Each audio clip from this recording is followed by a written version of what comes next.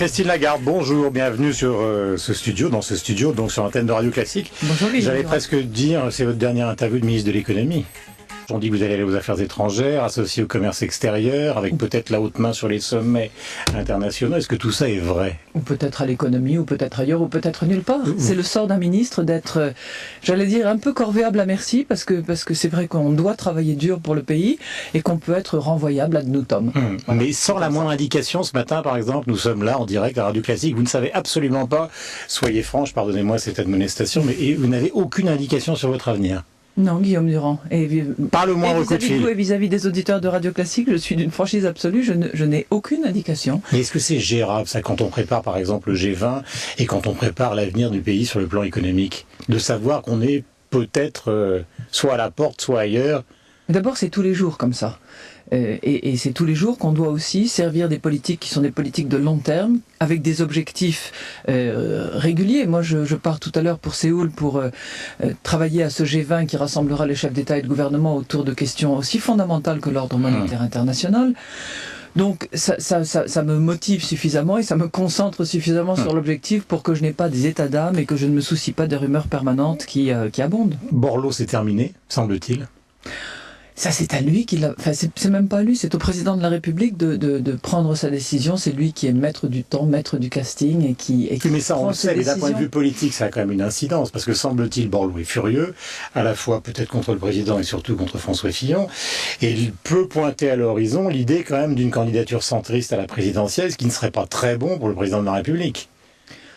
J'espère que Jean-Louis Borloo, d'abord, ne sera pas furieux, n'est pas furieux, j'en sais rien, parce qu'il n'est pas d'un naturel il est évidemment furieux. C'est un homme de grand talent, de grande capacité à rebondir, à imaginer, à repartir, etc. Donc moi, j'espère qu'on pourra continuer à travailler ensemble. Ce matin, dans Libération, il y a un grand cahier expliquant que l'essentiel des entreprises du CAC 40, leur obsession, c'est justement d'abord et avant tout la profitabilité, d'abord et avant tout leurs actionnaires et certainement pas l'emploi. Mais ce ne sont pas elles qui créent l'emploi en France, soyons clairs. Les vrais créateurs d'emplois dans notre pays, ce sont toutes les autres entreprises.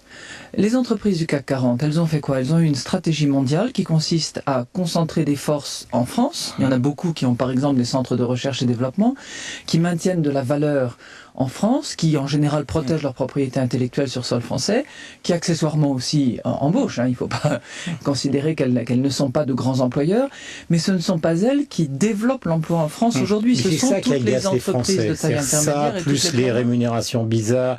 Ce matin, par exemple, il y a un dossier qui est mis sous la table du côté d'Evian, c'est l'idée que Danone puisse vendre ses eaux minérales aux Japonais. C'est vrai que la population autour d'Evian, ça les rend hystériques. Alors c'est peut-être une stratégie compréhensible pour un grand groupe, mais les gens qui habitent à Evian, ils supportent pas.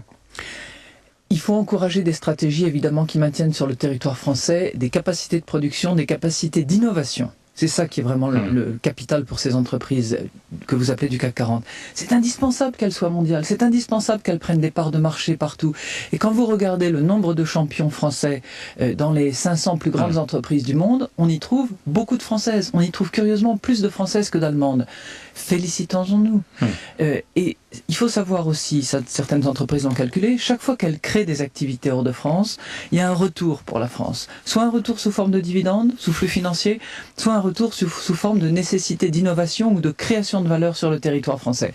Donc n'adoptons pas une approche stricto sensu hexagonale, mais pensons à tout ce qui revient en France chaque fois qu'il y a des investissements hors de France. Et puis, encourageons, et ça c'est une politique qu'à mon avis on devra continuer à mener avec détermination, encourageons les petites et moyennes entreprises et les entreprises de taille intermédiaire, tous secteurs confondus, parce que ce sont elles qui créent l'emploi. Le G20, donc vous partez à Séoul. Justement, concernant la réunion qui va avoir lieu donc ce week-end, toute la presse revient sur la bataille qui existe actuellement entre les Chinois, les Américains, et d'une certaine manière les hurlements de Madame Merkel, parce qu'il y a vraiment une guerre des monnaies en ce moment.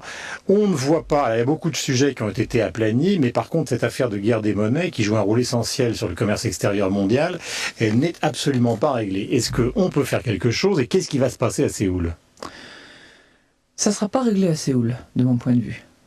Parce que c'est une question qui est trop compliquée pour être réglée en l'espace d'un sommet. C'est l'ambition du président de la République que de mettre cette réforme du système monétaire international en haut de l'ordre du jour, en haut des priorités françaises pour toute l'année 2011. Qui dit à tel ou tel gouvernement, maintenant il faut réévaluer l'yen, ou il faut jouer sur le dollar, ou il faut arrêter que la Fed mette de l'argent sur les marchés? Qui est l'autorité qui va faire obéir Obama ou Jintao, Sarkozy ou Merkel? Deuxième grand objectif du G20 sous présidence française, c'est la gouvernance mondiale. Qui pourra dire ça?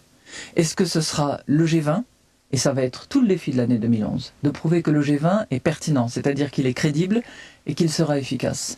Pardonnez-moi, je veux préciser, l'enjeu pour le président de la République et donc pour vous, c'est d'obtenir une gouvernance mondiale pour le G20 qui va démarrer dans une ville française à l'automne prochain. C'est-à-dire que tous les gouvernements obéissent à un... Obéissent, c'est simple, c'est simplifié, mais que ce soit une véritable instance de concertation efficace avec un lien de coordination étroit avec le Fonds monétaire international, avec le Conseil de stabilité financière, avec l'Organisation mondiale du commerce, par exemple. Vous avez là 3 institutions fondamentales pour l'économie mondiale et qui, bien souvent, se parlent assez peu entre elles et qui ne travaillent pas beaucoup avec les chefs d'État et de gouvernement. On a un G20 qui a été très efficace en crise.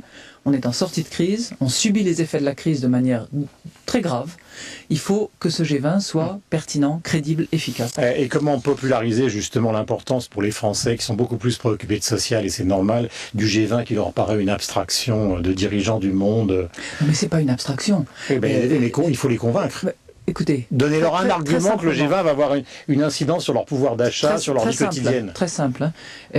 Si les monnaies sont en volatilité, en instabilité constante, c'est l'euro qui s'apprécie, c'est l'euro qui est entre guillemets cher par rapport aux autres monnaies, et ça veut dire que les grandes entreprises françaises, comme les petites entreprises françaises qui vendent à l'extérieur de la France leurs produits dans d'autres devises, elles sont dans situation difficile, elles ont du mal à investir, elles ont du mal à employer, et dans ces conditions-là, l'économie française a des difficultés et le chômage est en situation d'augmenter. Donc c'est très pertinent le G20.